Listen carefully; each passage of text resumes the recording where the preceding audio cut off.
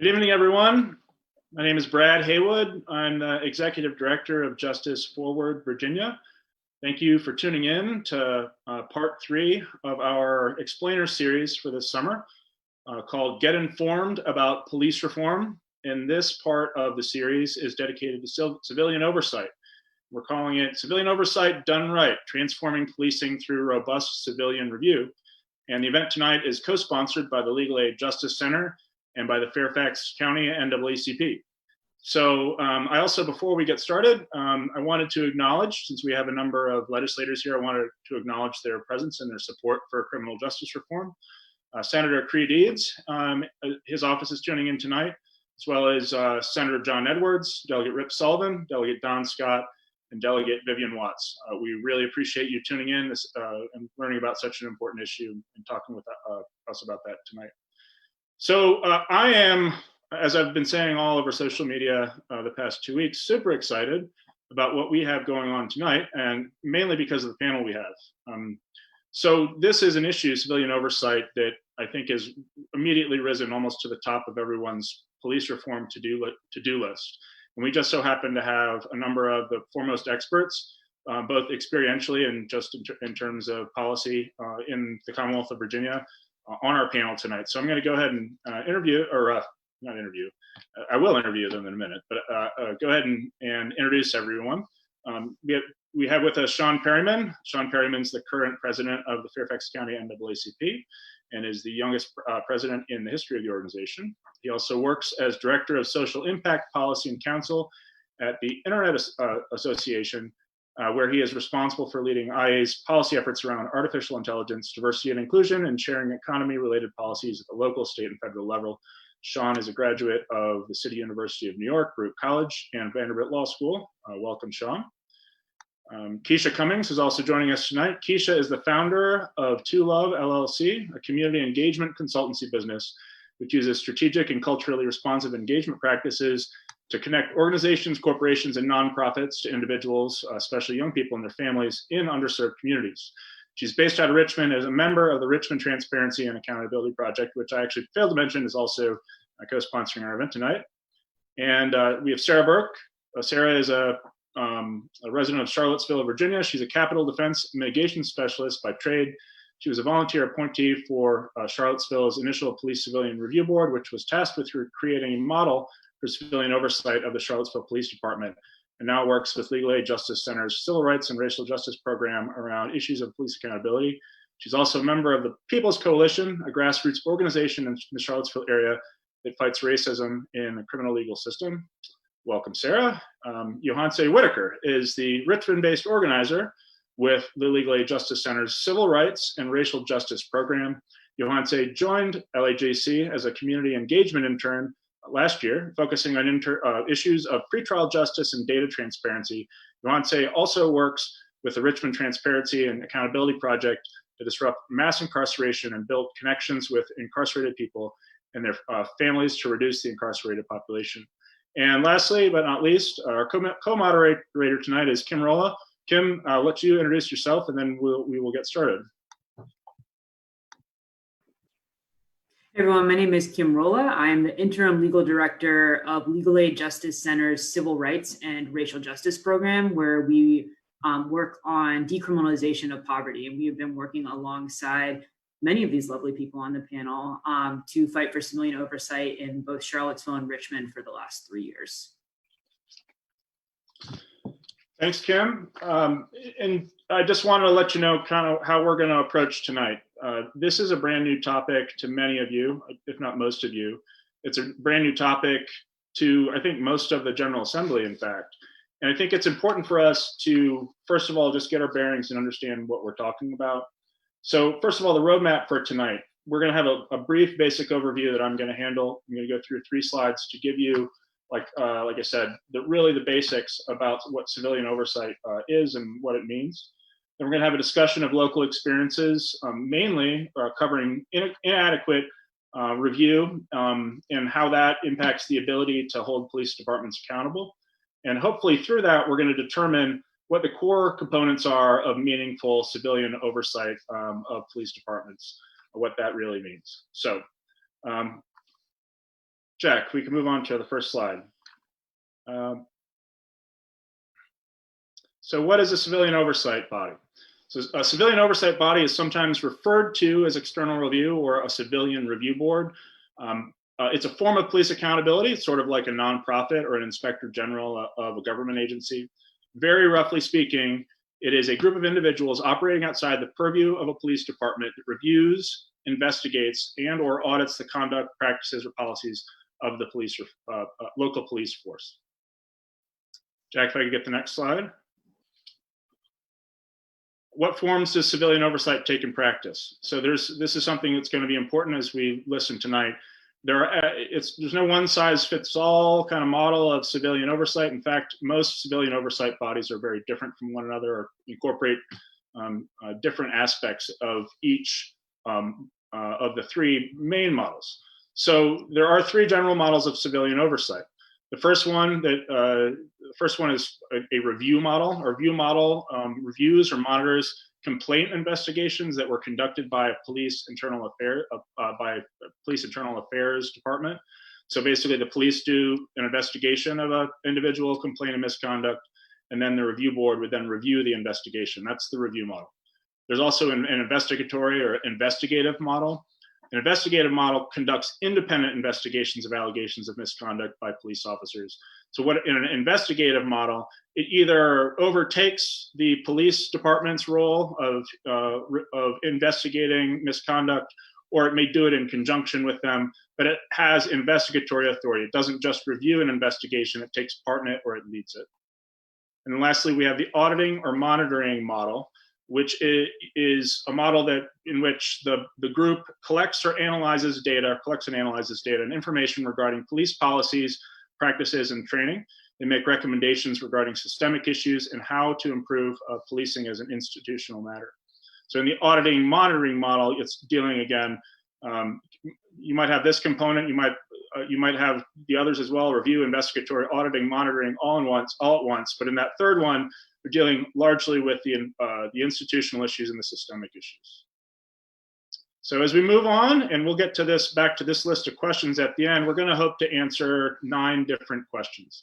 And each of them touches on an essential element of civilian oversight. The first is, why are advocates? It's the why question. I think that's really the most important. We're going to have a really good discussion about the experiences of local activists in Charlottesville and Richmond in particular, and Fairfax in particular, and the obstacles that they encountered to holding police accountable, and why they believe civilian oversight might be the answer to that. Second, we're going to ask the question, or hope to answer the question, of how important community input is into local police practices. Third, why must civilian oversight have a broad mandate and the authority both to investigate individual incidents and address the deeper institutional issues that give rise to them? Fourth, well, what is subpoena power? It's a term that's being thrown around a bunch regarding civilian oversight. We want to know what that is and why it's important. Fifth, we are going to ask, why must civilian oversight bodies be independent from local law enforcement? Essentially, why should they not be made up of cops or former law enforcement officers chosen by the police department? Sixth, how do transparency and accountability increase trust and collaboration with the community? And what's the impact of that on racial inequity and public safety? Seventh, should civilian oversight bodies have paid staff and other financial resources? Eighth, should civilian oversight be mandated at the statewide level? And lastly, what are the obstacles to implementation of meaningful oversight, and how do we overcome them? So now that I'm done giving you the overview, let's get to our panelists and talk about what we're dealing with here. So the first question on our list, and it's going to be the first question we discuss tonight, and that question is, why are so many advocates and activists calling for civilian oversight? And for this, I'm going to turn first to Sean. Sean, are you satisfied with how the Fairfax County Police are doing their jobs? Are you satisfied in particular with how they're doing their jobs in communities of color? I think the short answer is no, which probably isn't surprising, right? Otherwise, why would I be advocating for anything? But the short answer is no. I mean, we need more data to really get into how communities of color are being policed. But the data that we do have is completely, disturbing and troubling. For at least the last 5 years, even though African Americans make up somewhere between 9 and 10% of Fairfax County, they account for 50% or nearly 50% every year of the use of force cases. Of course, use of force, when it gets to that measure, is obviously very extreme, but there's plenty to indicate that they're being over-policed, and that's an issue. And that goes from not only just in the neighborhoods or where they're passing through the community, but even in the schools, we see evidence of over-policing, specifically of Black and Latinx students. So I would say, no, I'm not satisfied with it, and there's major need for reform in Fairfax County. So just to define our terms here, when we talk about over-policing, are we talking about things like stop and frisk or pretextual policing, or as they say, driving while Black, things of that nature? Is that what we're talking about? Well, in the school context, I would say over-policing could be as far as an arrest, right? So things that should have been handled as a disciplinary issue become criminalized when you introduce an officer into the equation, right?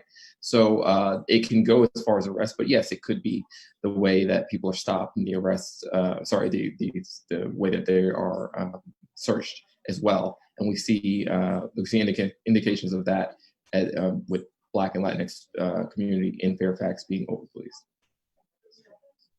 And we're lucky to have Keisha Cummings with us tonight here. Kim, do you want to take over at this point?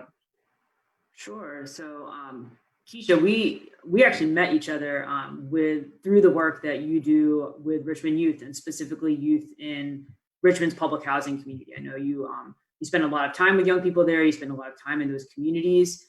Can you talk a bit about how that work led you to get involved with the Richmond Transparency and Accountability Project and the fight for policing data and civilian oversight? Like, what changes do you want to see for those young people and in those communities that you think civilian oversight can help with? That's a really good question, Kim. So it's a lot of changes. I think with the Civilian Review Board, I think that in the civilian oversight, I think that we have to begin to practice more on, I think that we have to focus more on practices as opposed to the practices and the policies of the police, just as important as the complaints. And when we do that, we look at what's going on in the over-police communities that I serve. And so in those communities, a lot of time, the interaction that they do have with the police should be able to shift to a more, positive, proactive approach, as opposed to the approach that I've seen being used specifically in the courts of Richmond.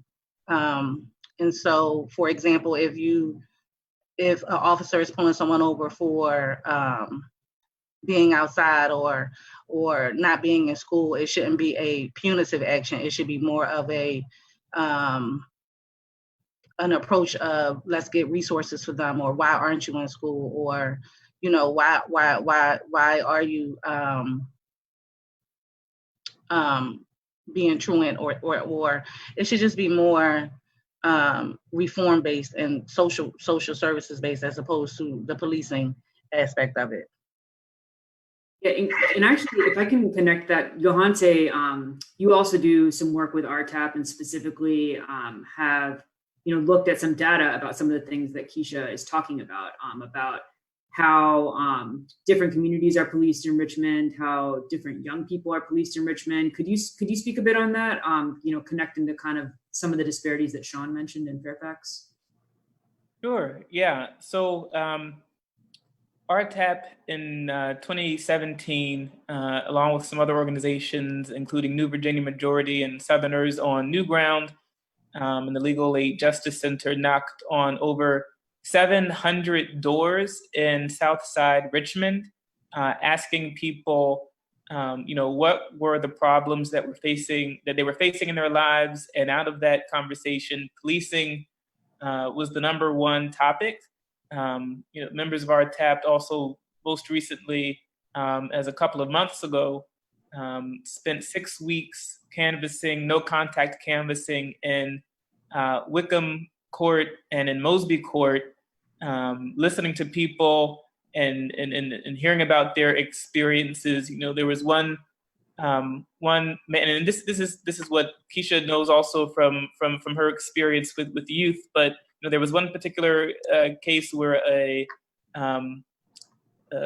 resident in Mosby was talking with some young people, just sharing wisdom from his own lived experience and helping to make sure that the kids that he's working with, didn't make some of the same mistakes that he made. And while he was having that conversation with them, RPD officers roll up to the scene and they tell him that he has to disband.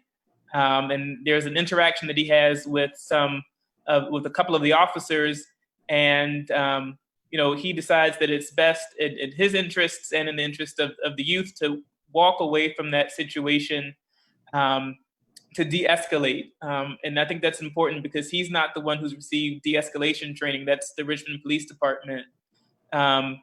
And while he was walking away, one of the officers assaulted him, threw him to the ground, and put his knee on his neck in a really terrible way that's reminiscent of the way that George Floyd was murdered.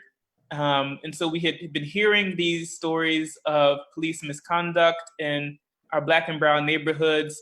Folks like Keisha have been telling us for years and years and years that the way that her young people are policed in the courts is different than how someone who is white or lives in a more affluent neighborhood would be policed. And all of us together, we had gone to our elected officials and said, you all must do something about this problem of over policing.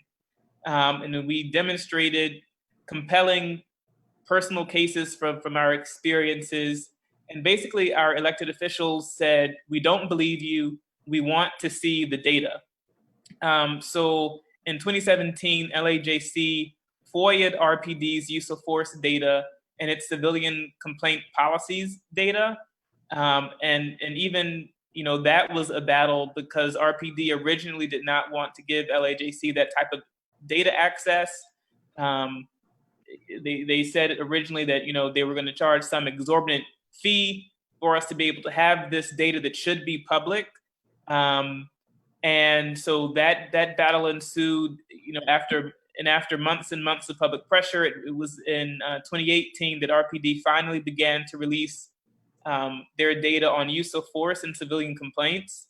And even today, there was a report in a recent Richmond Times-Dispatch article that said that this same data that LAJC and the Richmond Transparency and Accountability Project fought for to get released, now in the middle of these uprisings in Richmond, RPD released a use of force report sheet that did not include its abuses of anti-racist protesters. So, even when we get the data, we win that fight, the community wins that fight, that's still something that we have to fight for in a sustained way. But from all of our FOIA requests and analyzing the data, we found that complaints like the one that I described earlier, where the gentleman in Mosby, where he had filed a complaint and never heard anything else about the complaint after it was filed.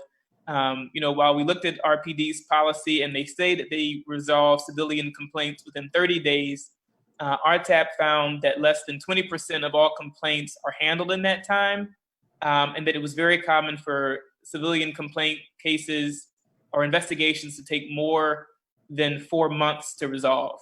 Can I just jump in there real quick? Because I think the one thing that I want to highlight something about what you're mentioning. It's easy for people to overlook because the incident that you described.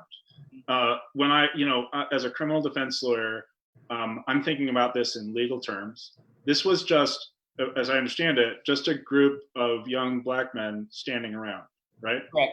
Okay, so we had an event last week about pretextual policing. Pretextual policing means when you come up with a nonsense reason to harass somebody, they didn't even have a nonsense reason. They had no reason at all. And it was just, and of course, the person who was affected by that incident wanted accountability for what happened. So, I mean, and this is not an isolated incident, right? This is happening all the time. Oh yeah, this is just one incident that could be, and Keisha, knows this too. Just one incident that could be hundreds or thousands. And we saw the use of force data, and Black Richmonders represent about 48% of the population, but over 75% of all use of force cases. So similar to what we've seen in Fairfax and other places. Can I say one thing to you? Oh, go ahead. Sorry. Sorry. Yeah, when you were saying that the battle for the data and the need for data, it really gave me deja vu, right? Because in Fairfax County, even though we've had this data to show that this disproportionate use of force to the Black residents, elected officials really did nothing about it, right? And I think part of that is they don't view these people who are being brutalized as part of their constituency. They view their constituency as something wholly different. So even having the data, and that goes to, I guess, the insidiousness of racism today, where it's not codified and you can't sit at this bus counter, is far more insidious than that. And you have to first be proven. You have to go to the person doing this, say, please give me the data on what you've done to me, and then go forward to the public and hope that they do something. So it also gets to the need for the civilian review panels as well, because, and we can get into it, but even with having a civilian review panel here in Fairfax, they have not found that the police have done anything wrong. And we can get into why that may be. But yes, all of this is interconnected in that we must prove ourselves, we're not believed, but then even when we have the data, it doesn't seem that the representatives feel like they represent us. So Keisha, I'm actually going to turn to you with this, and I think it probably is on the topic of what you want to discuss. And if it's not, say what you want to say too. But okay. I think it's for the audience, like of people who are listening to this right now. We're making the laws. I don't think it really registers how an incident like the one Johanse described affects a human being and affects the community that they live in. I personally, I think I maybe once been stopped for nonsense, and that actually was just a few months ago when I was going home late from work, and it probably looked like I was a person about to drive drunk or something, and somebody, a cop stopped me on the sidewalk. But that's never happened to me other than that.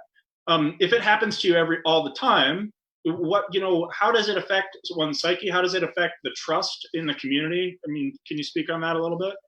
Yeah, and I definitely want to go back to the word data and elected officials saying, give me the data. And so the reality is the community that I served and the demographics that are primarily over policed are not going to go to the police to make a complaint.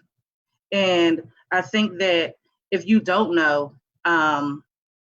whoever is who's watching this Zoom, that's just the culture of those particular environments. And so although you may ask for the data and you can get all the data you want, the data does not represent what is actually going on in those communities. Because Johanse mentioned Mosby Court, and we could talk about Gilpin Court, which is the largest project in the state of Virginia. The demographics of youth that I work with are not going to go to the police station and make a complaint against an officer. That does not mean that it doesn't happen. And I think that a lot of times, certain officers know that, and so therefore that cycle continues, and that's just the reality of understanding the psyche of what police do. Like for you, Brad, you look at them, well, not you, but people may look at them as protection. And so if you are getting over policed, if you are a young man and the cop is constantly pulling you over doing stop and frisk, pulling a gun to your head or doing whatever may happen, you're not going to go to that precinct and say, especially if you're out in those communities on a daily basis, and if you live in those communities and if your family lives in those communities. So I think people need to understand that the data, no matter what, is going to be skewed regardless, because those people are not going to go to the police station. It's just a culture of not snitching, whether or not it's snitching on the police or somebody that does something to you. It's the same thing. And so nobody's going to go to a police station. Very few people are going to be able to go to a police station and tell the police that this is what someone has did to me. So yes, like Johanse said, after the George Floyd protest, everybody wanted to see the data and say, well, specifically in Gilpin Court, we don't see that. We have no complaints about that going on. You're not going to have complaints. And that doesn't mean that it doesn't occur. It's just what happens in that culture. And Brad, you talked about the effects of it. The effects of so a lot of times people don't realize that what's going on and what's happening to them is in fact illegal, and that is not part of our lives. And so because it become normalized, it's like someone else will say, oh my God, well, did you make a complaint? But if my whole life from the age of 3, if my brother has come in the house and I've seen my brother walk to the store and I've seen the police do that, and it happens at 10 and it happens at 15, it's normal to me. And so the social construct of what actual policing is in their minds a certain way and in our minds a certain way. I'm gonna give an example. I was at yoga on Sunday and we were leaving, and one yoga teacher was Black, one yoga teacher was white. And the police came into Forest Hill Park, and I was like, oh, here go the cops. And she was like, oh man, we about to get a ticket. And the other young lady was like, just say hello, just wave. And so that started a dialogue, and we were like, well, do you see how we feel versus how you're looking at it? And so you need to understand that. And, you know, to understand that, to understand what's really going on. And I just use that example in terms of how that connects to the normalization of over-policing in under-resourced communities, as well as how the data is never going to align with what's truly going on in those communities. Keisha, I think that's such an important point, and like, thank you for lifting that up. Because also, to be clear, like, use of force data is generated by officers as well, right? So like, let's just be, when Johanse talks about community members' stories and narratives and qualitative data not being taken seriously, what the elected officials are asking you all to fall back on a lot of times is data that is generated by the law enforcement agency itself, which has its own issues, right?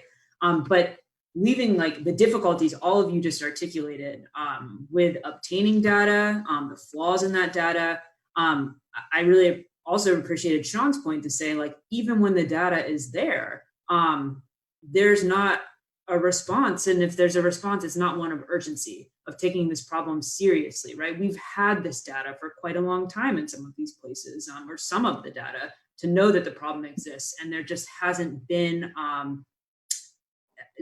whether it hasn't been concerted effort or hasn't been an effective effort, the changes haven't been made. So I actually want to invite Sarah Burke from the Initial Civilian Review Board in Charlottesville into this conversation to kind of talk with us about, what happens when we have these festering problems in policing in our communities, and there's not the community power there to address them. So Sarah, I wonder if you could talk a bit about some of the historical background in Charlottesville that led to the demand for civilian oversight. I know there was kind of this acute flashpoint of the Unite the Right rally in 2017, but can you talk about what kind of community problems led to the demand for civilian oversight in Charlottesville and why folks thought that was essential to addressing those issues? Yeah, I can. I want to say that there are people in Charlottesville who have been living and experiencing these issues in a way that I have not. So I'm happy to report on that. I think there are plenty of other reporters who could also do that in a really meaningful way.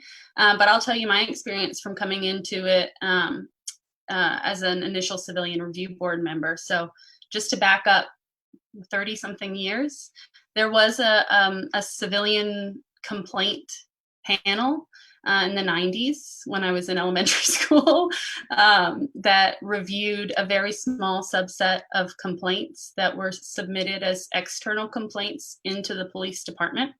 That ran for, my understanding is about 6 years or so. Then for about 10 years, there was no oversight whatsoever. A citizens advisory panel was established in around 2008. After, I don't actually know the timeline of this particular incident, but the Citizens Advisory Panel was basically a group of people that was sort of internally within the police department meant to advise the police chief.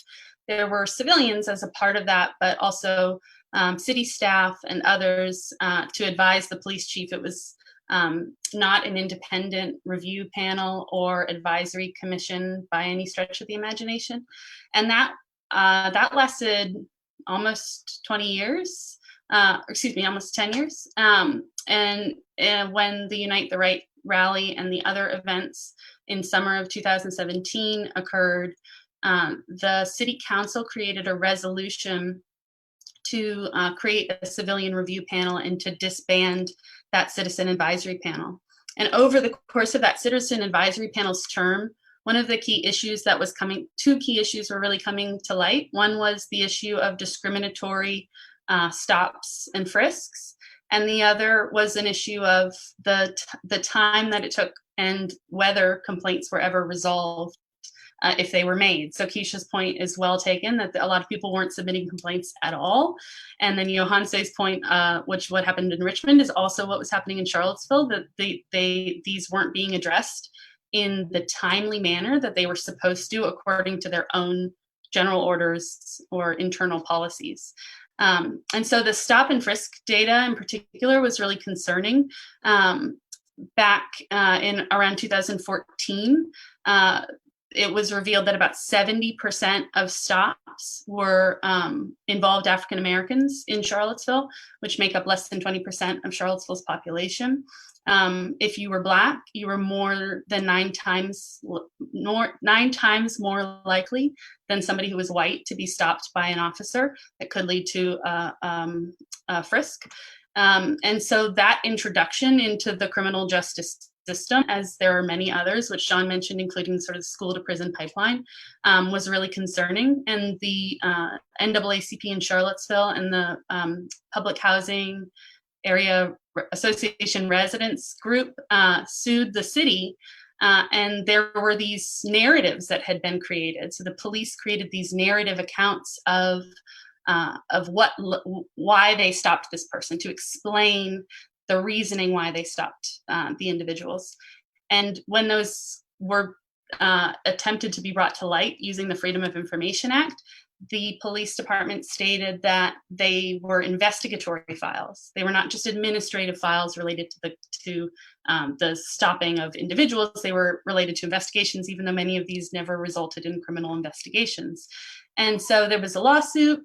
The judge determined that they did not have to turn over those files, that there was no reason, though, that they could not have disclosed any of those narratives of the stops.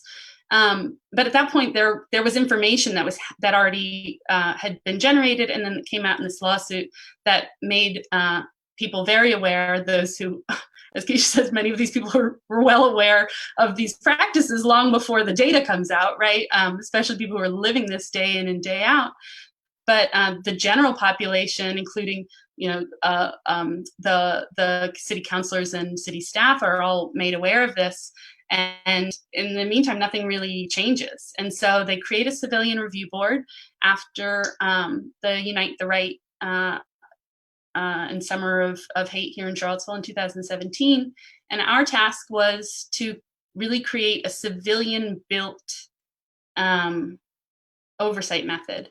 So we were to look not just at complaints, because that's such a small sort of reactive approach to policing issues, but to look more proactively at how could a civilian body address policing issues, including stop and frisk, including use of force, other policing practices that are relevant to the community. So we did a considerable amount of outreach and crafted a model of oversight that was sort of a hybrid auditor and civilian review model that had an investigative component, and presented that to our city council. They then changed that and made it much more of a, I kind of call like the 90s model. No offense to the 90s, but an older idea of what civilian oversight is, which is much more reactive to individual complaints, which, as Keisha says, often don't get made due to decades, millennia of hundreds of years of mistrust. And so we now have a system in Charlottesville where the very first sort of active civilian review board is operating under this very watered down model that doesn't actually address many of the needs, including any of these access to data issues. Can I highlight something that you said there, Sarah? So you mentioned the word reactive, and I just want to put this in, lay terms for everyone. Just highlight this because it's an important component. So when you say reactive, what you mean, as I understand it, is the review board only gets involved when there's a reported problem. So there has to be a problem, and that problem has to have been reported to the police and then investigated, right? So you can't actually even like a smaller net than that. So first of all, there has to be an alleged problem of misconduct. And by the way, sorry, when we say problem, a specific incident. A specific incident that can be that somebody could file a complaint against. Now, most police departments have a method that you can file a complaint. Of course, you are going to that same department that you are alleging has wronged you to file this complaint.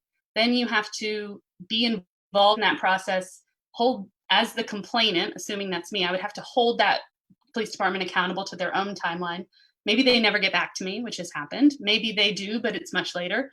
Maybe they find that I was right, that my complaint is sustained, but then I never get to know anything about what kind of disciplinary action was taken, if any, against that officer. Maybe I should have access to that entire complaint file, but I don't.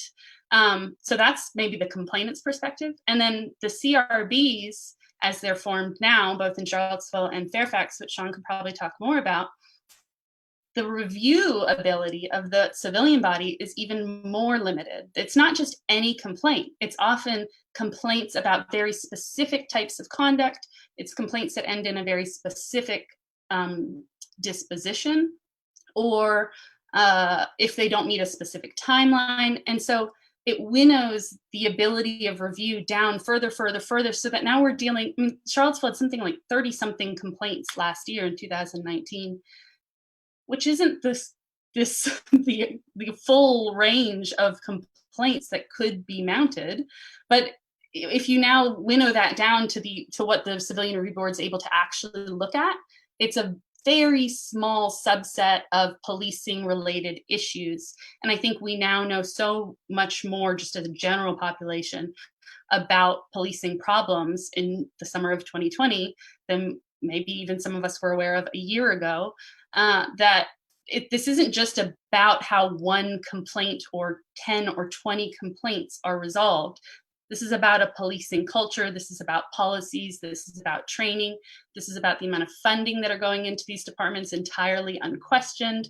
The amount that a civilian oversight body could review and make public comment on to raise awareness about these issues is so vast, and these things are just cabined into basically being hands tied behind their back, useless. I want to highlight one other thing that Sarah's comments brought up, which was that the issue of stop and frisk, which was particularly important for the Charlottesville community and had had a light shown on it, but continued to linger as an issue for years. And they had the Charlottesville police, the police advisory panel that was set up to provide some kind of oversight, but it wasn't effective, right? It didn't have the powers to do what was required, and I think that's a really important point, that when we have these bodies that aren't actual manifestations of community power, even when we point them at the right issues, they don't work well. And I'm wondering, Johanse, there's been a really interesting conversation in Richmond recently about this, as people have seen, both you and Keisha mentioned, kind of this heightened visibility of police violence during the uprising in Richmond. And the police department has responded by saying, well, we do actually have, a use of force review board. We have civilian oversight. Could you talk a bit about why that kind of use of force review board and other entities like that within the police department aren't what you mean when you say community oversight of law enforcement? Sure, yeah, and just connecting this to some of the comments that Keisha was making about how the data is incomplete. People aren't reporting police misconduct because they don't trust the police to thoroughly investigate themselves. And at the same time, the cops have been saying, we have these internal use of force advisory boards and task force. And so this is community oversight. And our police chief and our mayor, were both quoted on the record saying, oh yeah, we already have civilian oversight. Here is the internal RPD use of force task force. And the mayor also put together Mayor Stoney also put together a reimagining public safety task force where, 4 of the people who are on that task force are police officers, including the Commonwealth's attorney and a former judge. And so while the community members have been asking for meaningful, engaged, deep community listening to decide what mechanism we want for civilian oversight in our city, the mayor is saying we can either use the internal task force that RPD has, or we don't really need 6 to 12 months of community input. We can do it in 45 days. We don't need any funding, so we're not interested in divesting and investing from the police department. So yeah, I mean that's kind of what we've seen, and looking at the mayor's task force, also looking at the composition of the task force. The Richmond Transparency and Accountability Project has always asked that Black and Brown people, folks that are members of groups who have experienced historically disparate policing, drive the conversation, be the folks leading the task force. And you look at the Mayor Stoney's task force for reimagining public safety, that's just not, that's just not what we've asked for. I heard one community activist here in Richmond call the mayor's task force the "we didn't ask force." So this and without real meaningful, engaged community input, then the types of disparities that we're all talking about continue to persist, and our communities continue to be harmed, and violence is perpetrated against them. I wanted to bring Sean back into the conversation.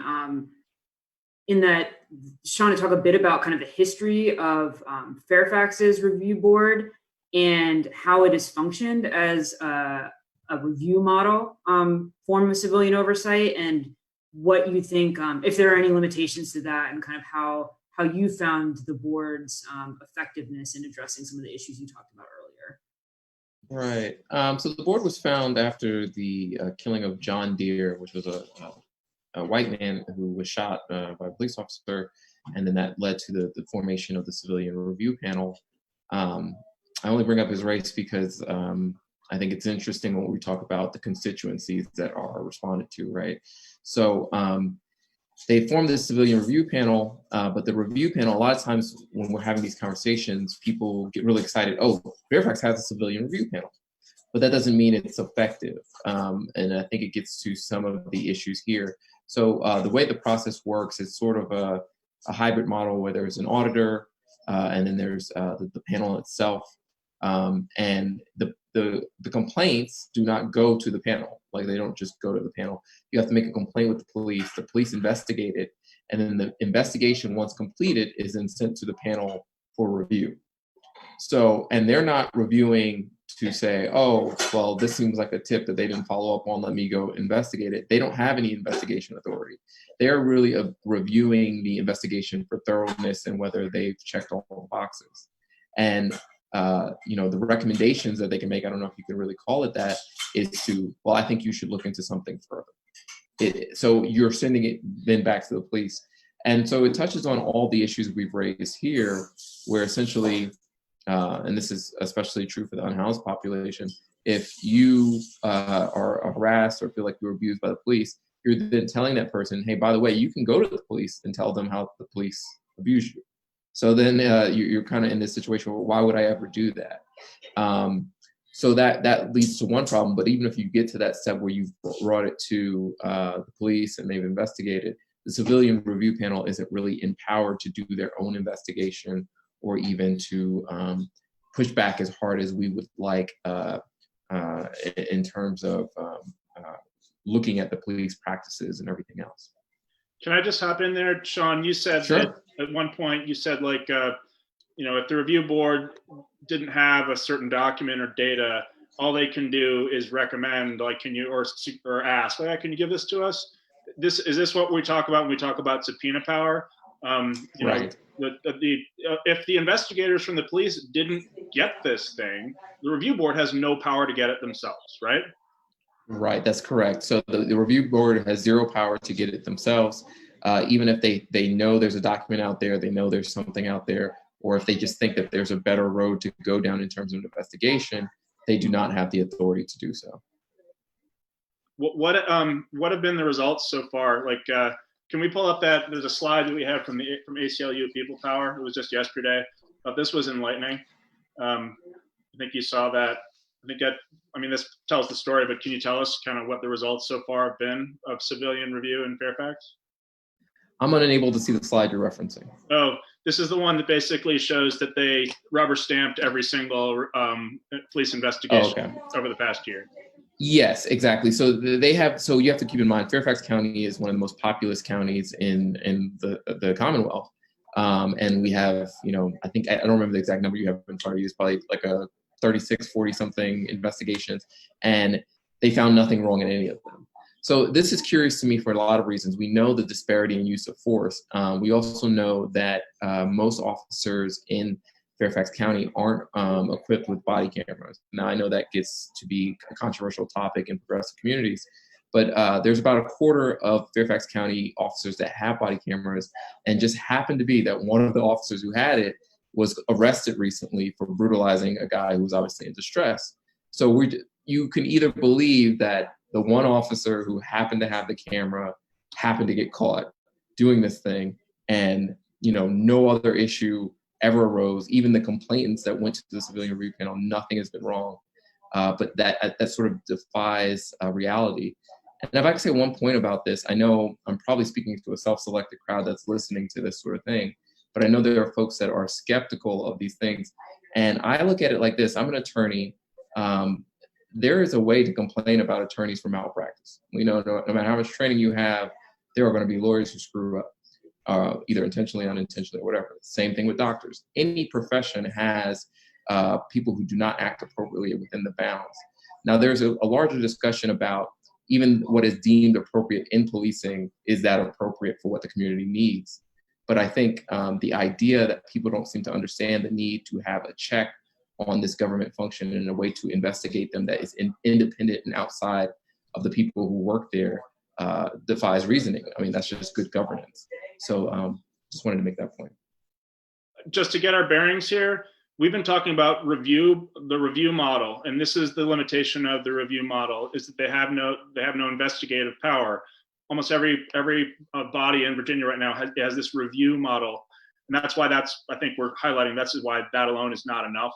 There needs to be investigative power, subpoena power, and also the ability to monitor and audit police practices. So just wanted to make sure we're kind of tying this back to the models. Sarah, you had a comment.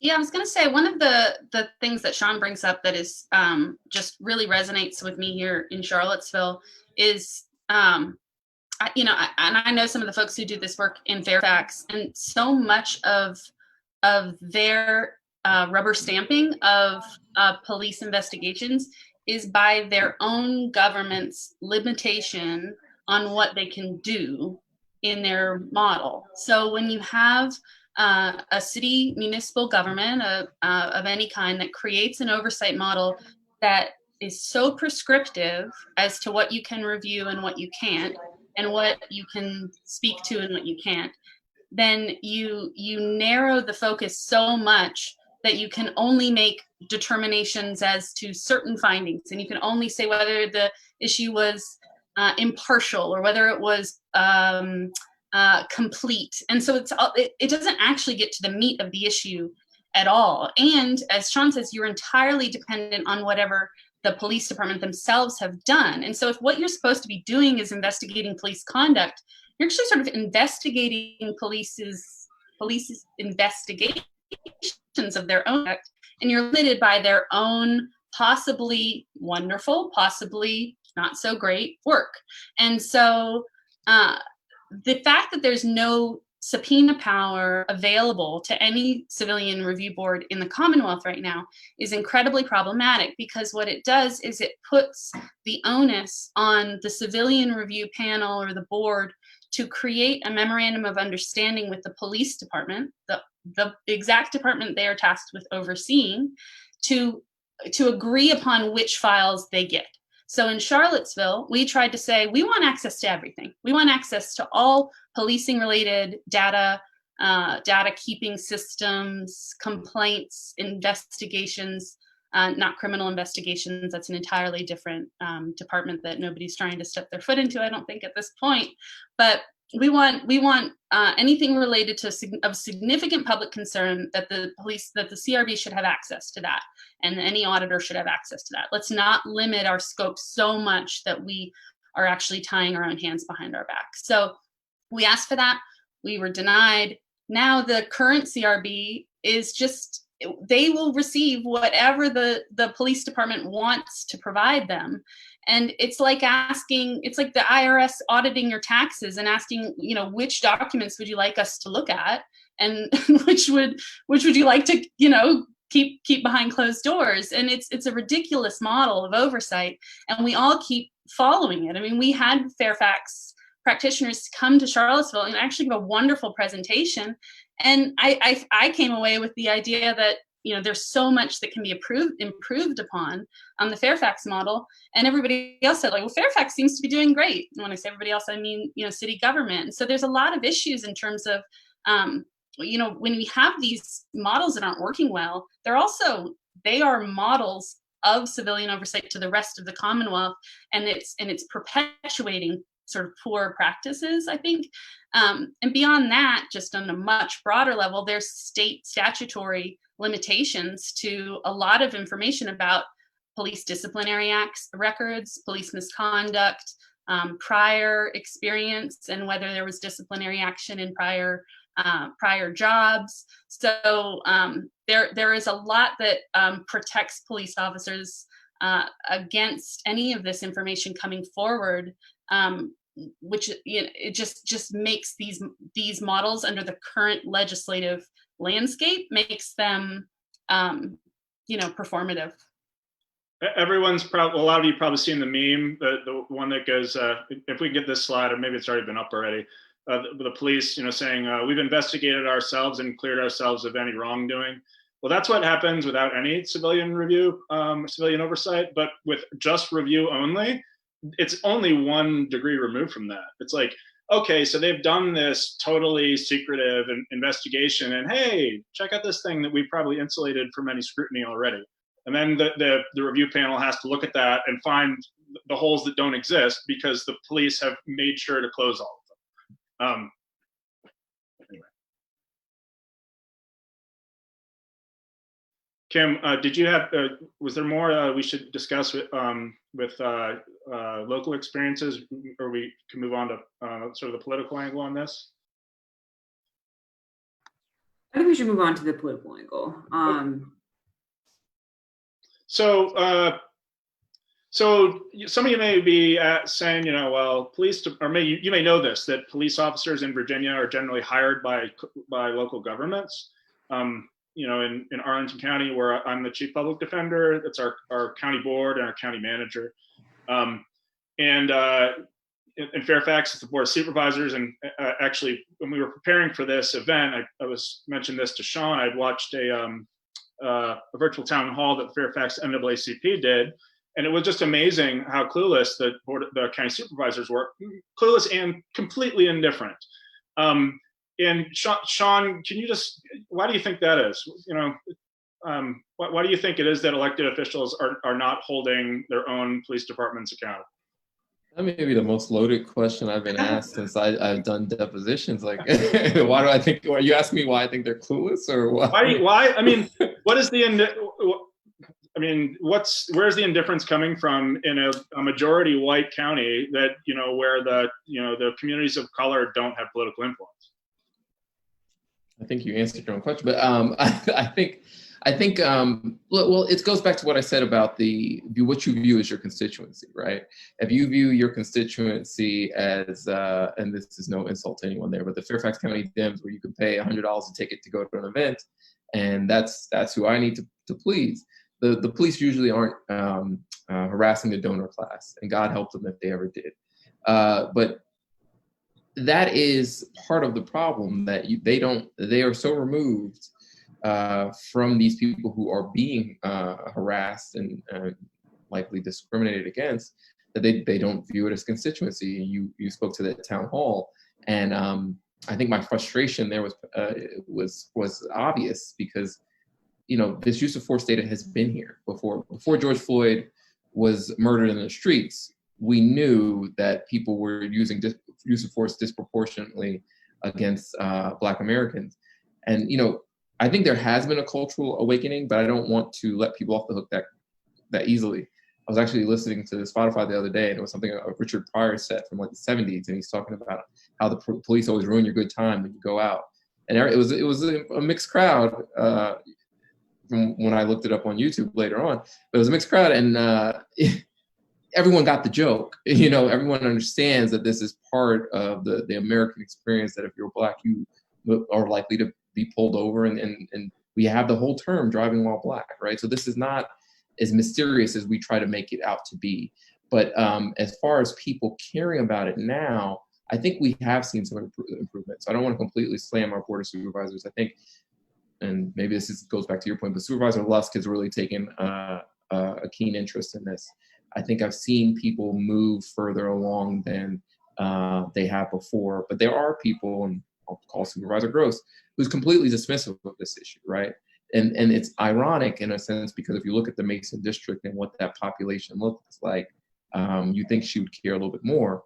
But again, if you see yourself as catering to a donor class, catering to a certain type of constituency, and that's the only one who can put me in or remove me from power, then why do you need to care about this?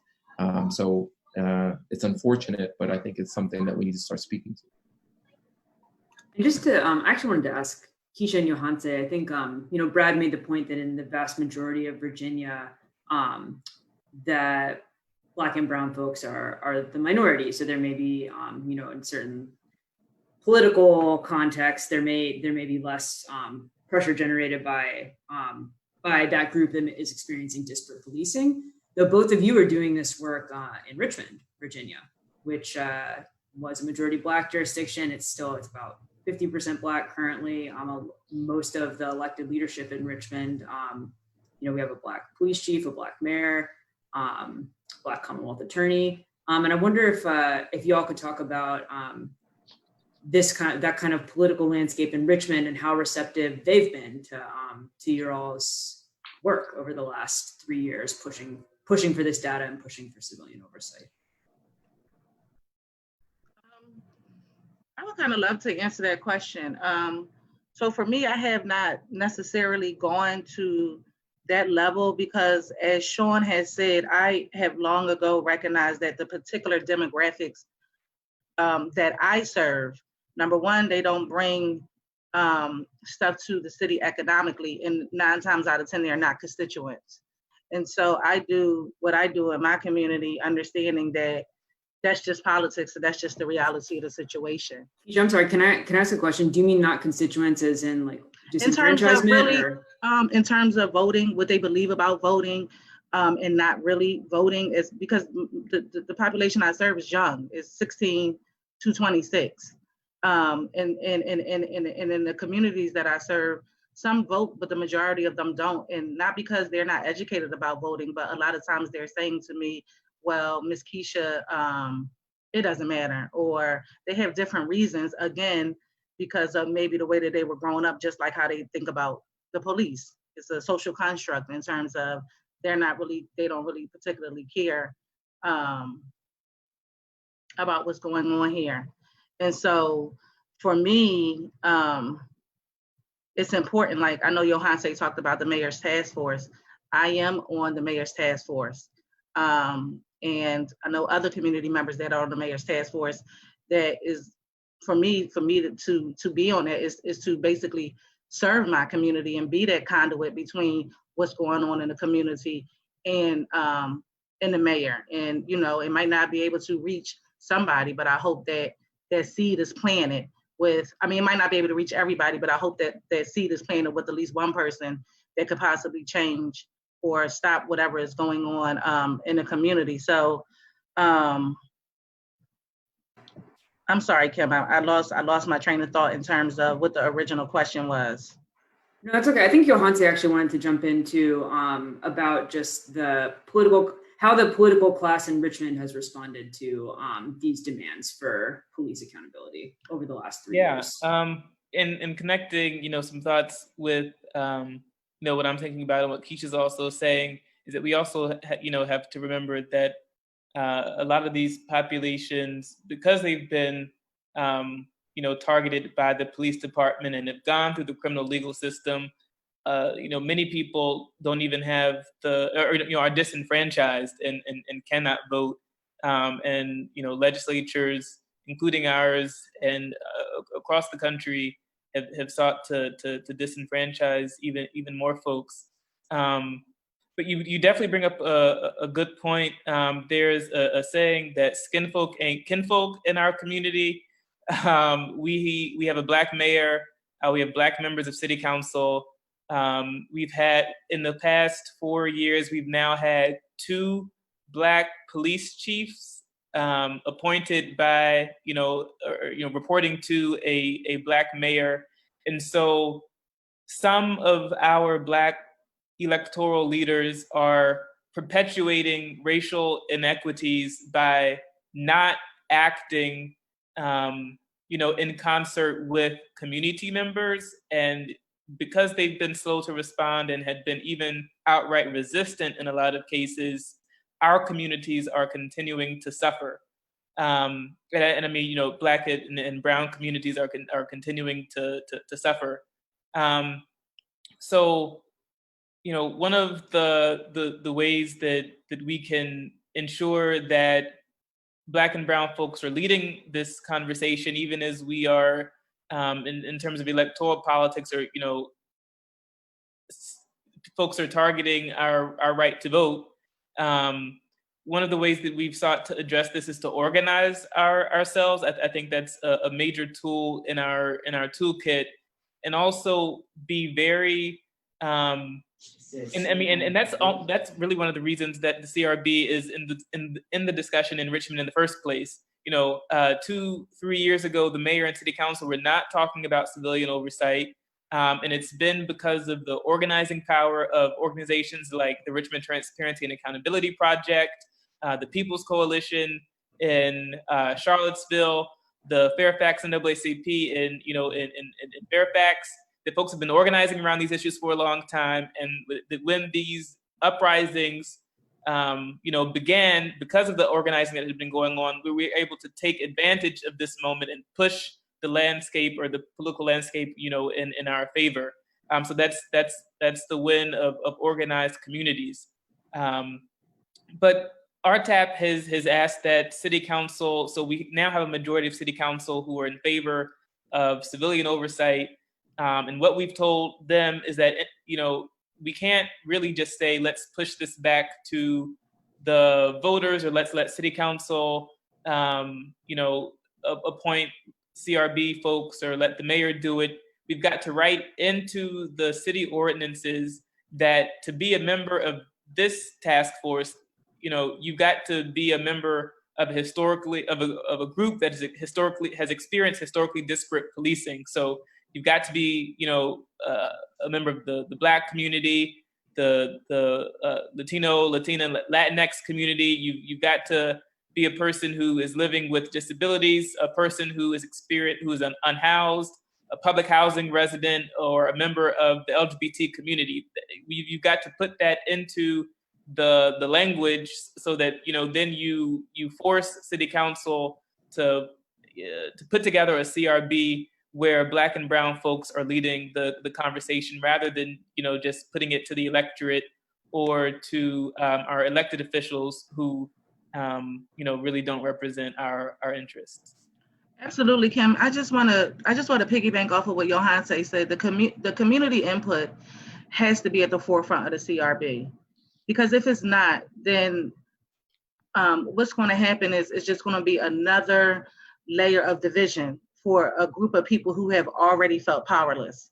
And so I just think that it's very important that we definitely have the community there. And if not, for people that are listening, then it's just going to create just another block between the community and the police, the community and what's going on right now in society, which is a lot of distrust. And so for anybody out there listening, the community input is so important, and it has to be at the forefront of creating an effective CRB, along, of course, with subpoena power. Keisha, thank you. So that was like the perfect transition to, we've got about a little bit less than 20 minutes left, and you all have already been hitting these points consistently through your incredible wisdom.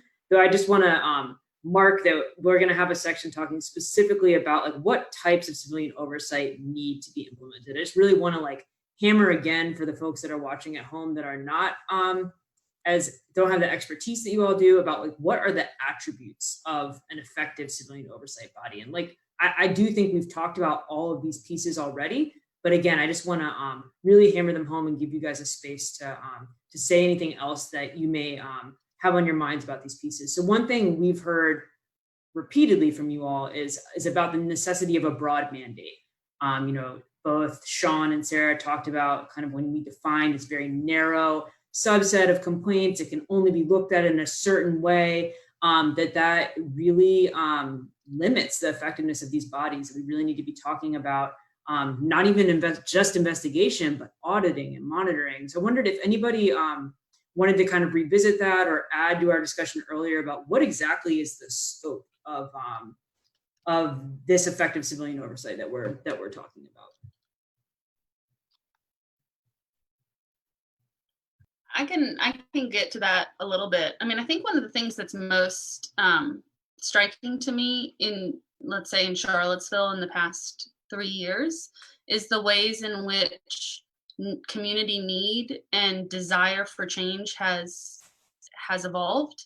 And a lot of that is based on specific incidents that occur, but it's also based on statewide, local, national movement. And so, for example, the summer of 2017 here in Charlottesville really brought to light issues of interagency relationships between the Charlottesville Police Department and the state police and what those relationships look like, which if you'd crafted civilian oversight in 2015, you might not have given that direct mandate for a CRB to be able to evaluate that relationship and how that operates in a local setting. We're seeing that right now in a different way in Portland with federal troops coming in armed to the teeth, and that relationship between federal law enforcement and state law enforcement or local law enforcement is a critical question there and might be in a lot of other places as well. So if you write such prescriptive language that you don't allow for the community to address whatever issues arise, then you hamper and you hamstring those efforts from the beginning. And a lot of that, I think, is intentional because there is so much political pressure and lobbying pressure, both from the police departments themselves and from police benevolence associations and other organizing groups that represent the police. So that's one thing. We also just recently in Charlottesville, a cell phone camera caught on video a police officer approaching an unhoused individual on our downtown mall who appeared to be intoxicated and might have also had some mental health issues. And the body camera showed part of that interaction and fell off. And a cell phone camera showed other information, including the officer looking like he was kicking, looking like he might have been punching, and looking like he might have put that individual into a chokehold. This is all in a pandemic in the wake of what happened to George Floyd and his murder. And so that the issues of how laws are enforced and for whom and what safety means and what how we view that in a very public space, in a very affluent place of the downtown mall. That's a place that also has a lot of services for unhoused individuals in Charlottesville. Like the ways in which we see different tactics of policing with one drunk individual who might be leaving a bar in Charlottesville and an unhoused individual, and the ways that interaction occurred, and the asking of that person's social security number in a way that I might not have been asked my social security number. All of that is available now because of cell phones. You know, we love them and we hate them, but and body cameras also are a part of that. But you know, there needs to be such a broad mandate of a civilian oversight body to be able to address these issues as they arise.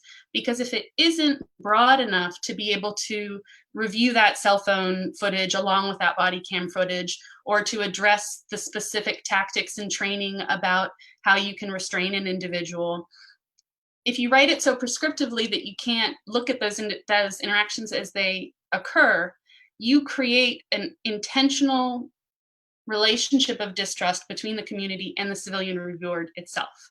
And so you create an ineffectual group of people, even if they're exactly as Johanse says, members of the communities who are experiencing the brunt of policing. If they aren't given the broad mandate to actually address the issues as they arise in the community, then you are now creating division and they are now the bad guys who can't do the work that the community is asking them to do. And that is in part, as I've said before, due to some state level protections for police officers and inability to access information, but it's also due to a lack of political will on behalf of local government to create something that is actually responsive to community demand. Yeah, Sarah, I appreciate you naming the some of the state restraints as well. You've also teed up one of the questions that I want to ask you all. So a number of you have mentioned subpoena power, and you know it's no secret to the viewers at home that part of the motivation for this series that Justice Ford is doing is the special session of General Assembly that will be happening August 18th. So I wondered if anyone would want to speak on if there are any specific things that you're looking for from the state to effectuate meaningful civilian oversight at the local level.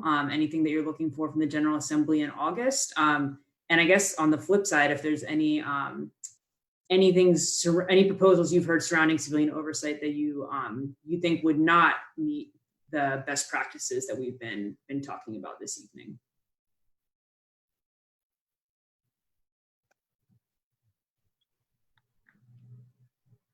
I can chime in if no one else is. I have plenty to say on that, but I'll also leave it. I feel like Keisha just unmuted, so I want to. Keisha, go for it. I don't need to. Okay. So we want the members to be able to be elected as opposed to appointed to the CRB. We need to focus on the qualified immunity that currently officers have, and the absolute ridiculousness of that in terms of it being effective. And again, not top heavy and really trying to do something in terms of supporting the community with an effective CRB. And we need to be able to make more binding recommendations to give, the feedback and make those recommendations binding, and that they actually be utilized from the CRB that we are looking into. And like Kim said, I know it's a special session, the 18th coming up, and I just encourage people to call legislators, especially at this time right now when everything is going on. And that's just the reality. Is like we need to get on it right now during this session. And so, Sarah, you're definitely more well versed in this than I am, and so I just wanted to just chime in on my thoughts regarding that. Yeah, thank you, Keisha. I think that resonates with a lot of what I've heard as well. Sarah, I do want to invite you to, if you want to add to that, if there's any specific civilian oversight pieces that you want to touch on, or. Yeah, do we have another hour? I'm just kidding. Sorry, Brad, didn't mean to give you heartburn. Yeah, so Keisha's point about elected officials is an interesting one, and I feel like it's one that is really a major priority in Richmond, which I support in Richmond 100%. You have such different size localities in Virginia and different levels of sort of political engagement, that I'm of the opinion that if we can leave these decisions up to localities, and so if the state can authorize CRBs to exist first and foremost, which there's no authorizing legislation right now. So there's no enabling legislation that says you can create a CRB. They're all under this umbrella of advisory bodies, which doesn't give them the authority to build sort of from the ground up, as we're talking about, and to have the authority and sort of teeth and power that we'd like for them to have. But if in Richmond, that means that the groups that are heavily engaged in this level of activism should be asking for that to be elected. I think that's how it should be. I think that the state should be giving localities the ability to create these in the ways that their community demands.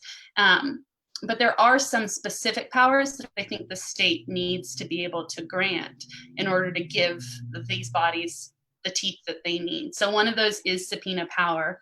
And we're at this point talking about both subpoena and subpoena ducis tecum power. So the ability to call a witness or an individual, possibly an officer, to testify or to make a statement, so that they can't shield themselves from that, though we know there's guarantee and all sorts of other protections that they have that we're not trying to touch. Be able to subpoena documents and data as necessary to the civilian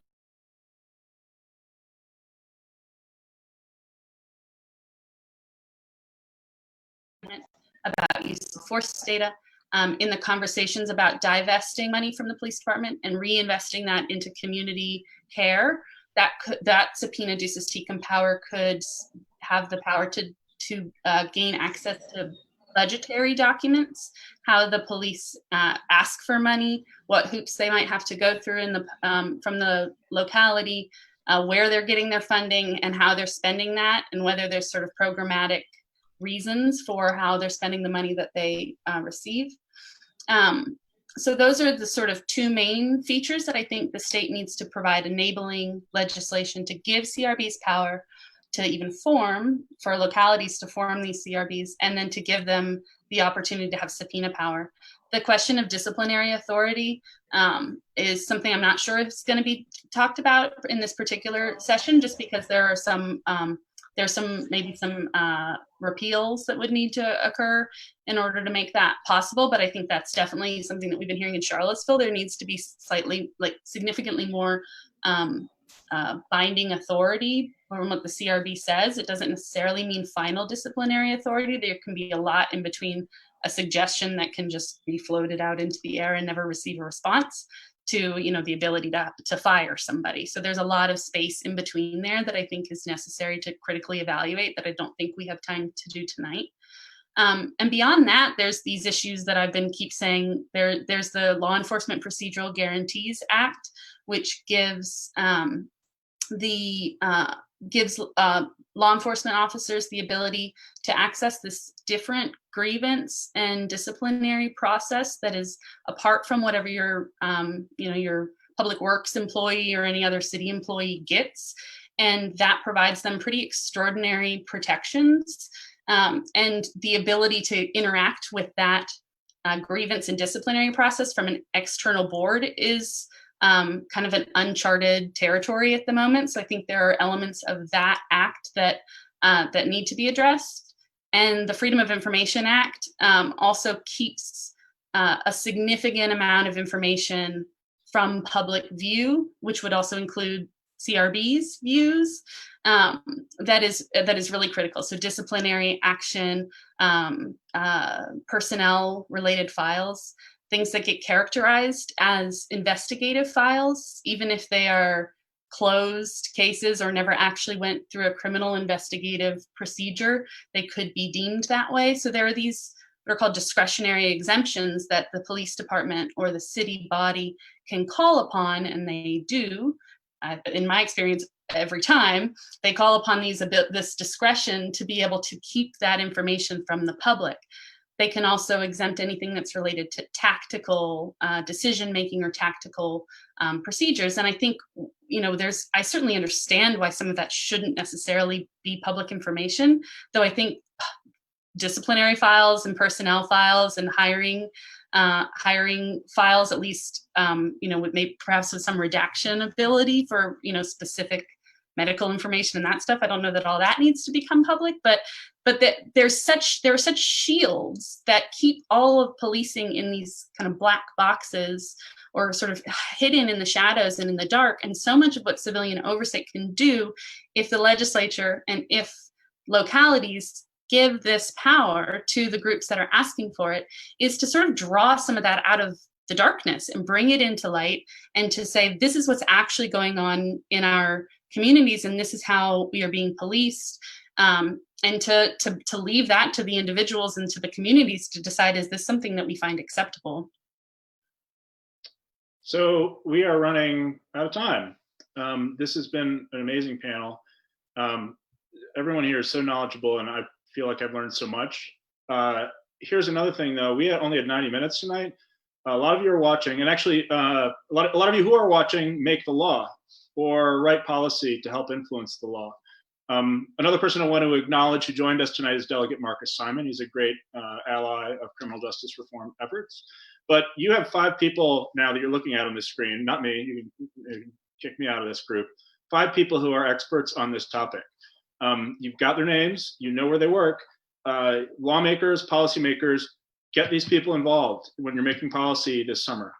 They're the ones who you need to consult. They're the ones who you need to trust when you are deciding about enabling legislation, or you're deciding about additional police transparency, getting rid of some of the FOIA hurdles that we've talked about. So and also, usually we end by us asking for money. I'm going to ask you to donate to these groups, not to us. We don't have any money. We're doing fine without it. They need your help. They need your support.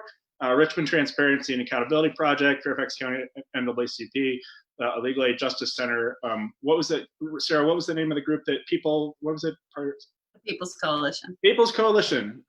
These are all great groups, and you can tell they're doing amazing work, and they really know what's going on. So just kind of my closing argument here before we stop.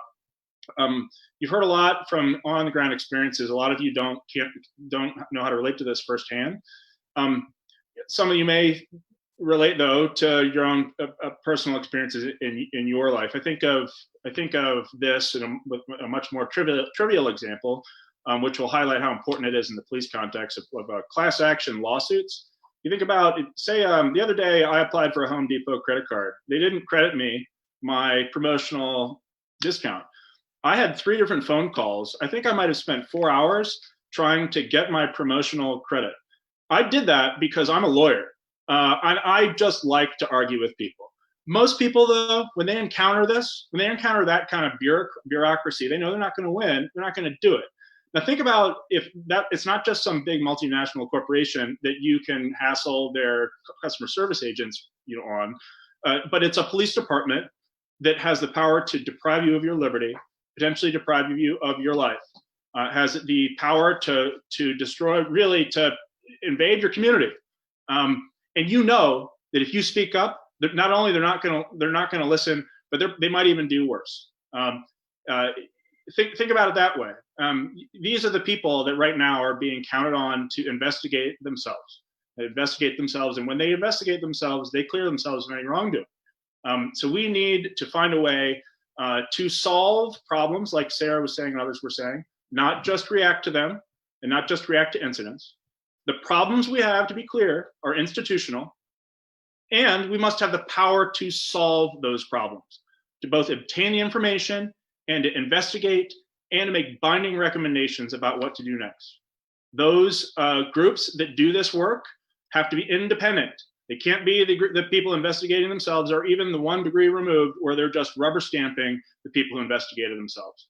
And they must be transparent for the same reasons, and so the community is engaged, so that it's a collaborative process, so you rebuild the trust that has been destroyed between law enforcement and Virginia and communities of color.